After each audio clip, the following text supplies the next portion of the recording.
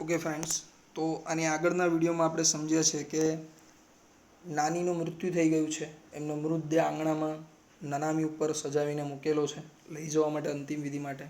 પણ લેખક એમના નાના કે જેમની ઉંમર 85 વર્ષ કરતાં વધુ છે એમને એ નાના અંતિમ વિધિ માટે લઈ નથી જતા અને કદાચ એ જ એમની મોટી ભૂલ હતી. નાનાને અત્યંત નાનીના મૃત્યુનો આઘાત લાગ્યું છે, બરાબર. અને જે આખી જિંદગી એમની સાથે પોતાની પત્ની સાથે લડતા રહ્યા, બરાબર. અને એ જ નફરત એમની ગેરહાજરીમાં પ્રેમમાં પરિણમી છે. એનો આઘાત, એનો ટ્રોમા એમને લાગ્યો છે. નાનાને કેવી આદત હતી? તો નાનીના દરેક કામમાં ખામી કાઢતા, એમને ટોણો મારતા, કટાક્ષ કરતા, નાની નાની વાતે ઝઘડો કરતા, કચકચ કર્યા કરે, આમ જ કેમ કર્યું, તેમ જ કેમ કર્યું, કે આ પાણી હમણાં કેમ લાવ્યા, હમણાં કેમ દવા પીવો છો, કંઈ પણ એમ કેમ સૂતેલા છો, આવી નાની નાની બાબતે કચકચ કર્યા કરતા, ટોક ટોક કર્યા કરતા, બરાબર. અને હવે અચાનક એમના પત્ની એમની નજરની સામે નથી તો એનો આઘાત એમને લાગ્યો છે. ઘણીવાર એવું પણ બનતું કે આ નાના નાની જ્યારે લડતા તો લડ્યા પછી ઘણા દિવસો સુધી બોલવાનું બંધ કરી દેતા એકબીજા સાથે. અને જ્યારે આ પૌત્ર લેખક એ જ્યારે વચ્ચે પડતા, દખલ કરતા, એમને બોલાવવાનો પ્રયત્ન કરતા નાના નાની, તો નાના કટાક્ષ કરતા હોય, નાનીને ટોણો મારતા હોય, એમ એવું કહેતા કે દીકરાઓ તમે એવો ખોટો પ્રયત્ન નહીં કરો, રહેવા દો, એમ કે એવું ચાલે, એવું થયા કરે. હજી એમ કે અમને બંનેને એડજસ્ટ કરતા, એકબીજા સાથે અનુકૂલન સાધતા વાર લાગશે. ઓકે, તો હવે અહીંયાથી આગળ સ્ટોરી જોઈએ શું છે, શું લાગણી છે આગળ સામેની બાજુ.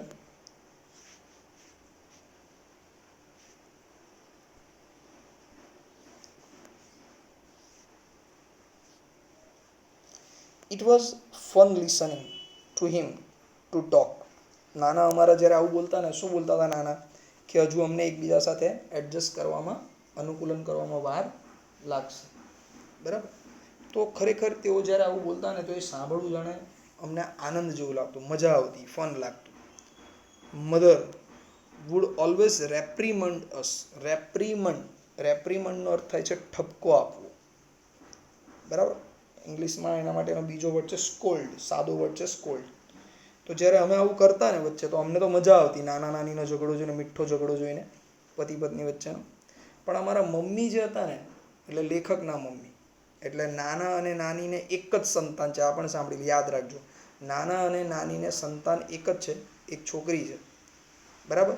અને એ પણ એમના જ ઘરે પાછી રહે છે, જેને બે દીકરાઓ છે, નાના નાનીના પૌત્ર, જે એમને છેલ્લે સુધી એમને દેખરેખ કરી છે.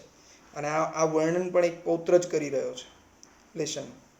તો એ પૌત્ર એવું કહે છે કે અમારા મમ્મી છે ને આવું જ્યારે બનતું તો અમને તો મજા પડતી, પણ અમારા મમ્મી અમને ધમકાવતા, અમને ઠપકો આપતા. અને ઠપકો આપતા અમારા મમ્મી શું કહેતા અમને, સાંભળો.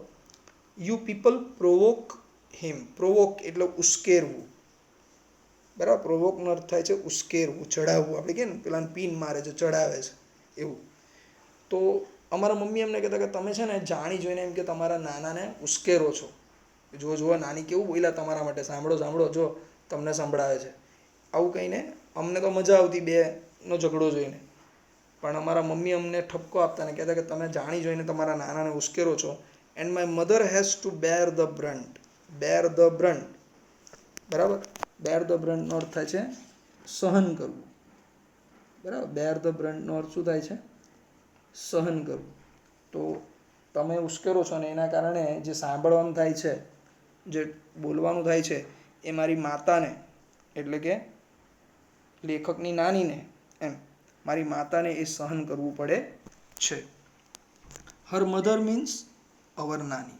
સ્પષ્ટતા કરી છે લેખકે અહીંયા કે અમારા મમ્મીના મમ્મી એટલે અમારા નાની. એન્ડ નાની would whoosh out a few words together from her toothless mouth. Whoosh out એટલે આપણે એ પેલું સિસકારા મારતા બોલીએ ને, બોલતી વખતે હવા પાસ થતી ને આમ સિસકારા વાગતા હોય, બરાબર, એને વૂશ આઉટ કહેવાય. ખાસ કરીને આવું કોને થાય?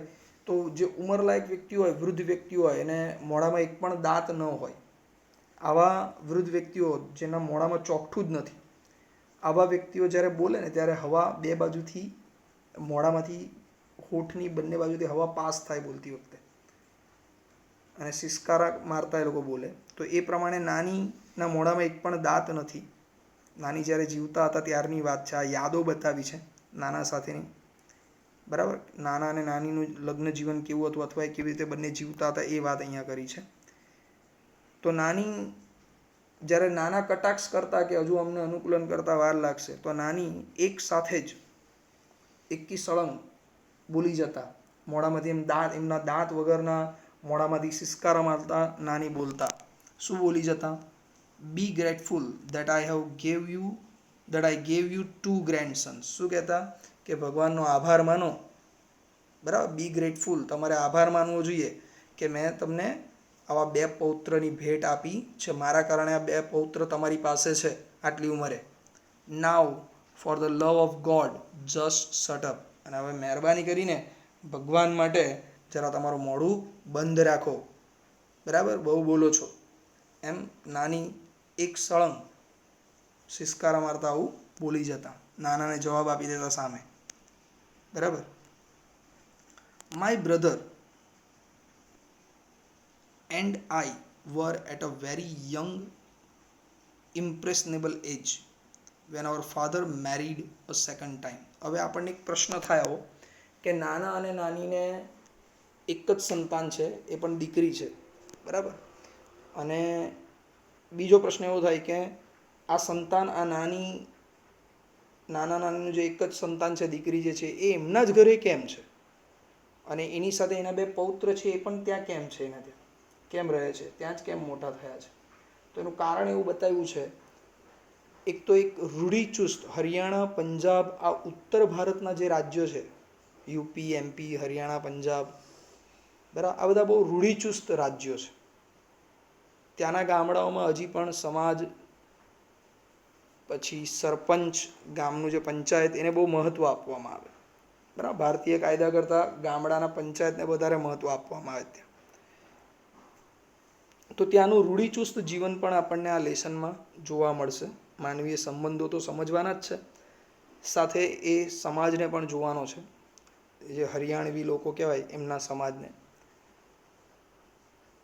તો લેખક એવું કહે છે કે એ આ પેરેગ્રાફની અંદર છે ને, તમને લેખક એ જાણ કરે છે કે પોતે અને એમના ભાઈ નાના કેમ નાનાના ઘરે રહે છે અથવા કેમ ત્યાં જ મોટા થયા છે, એની માહિતી આપે છે.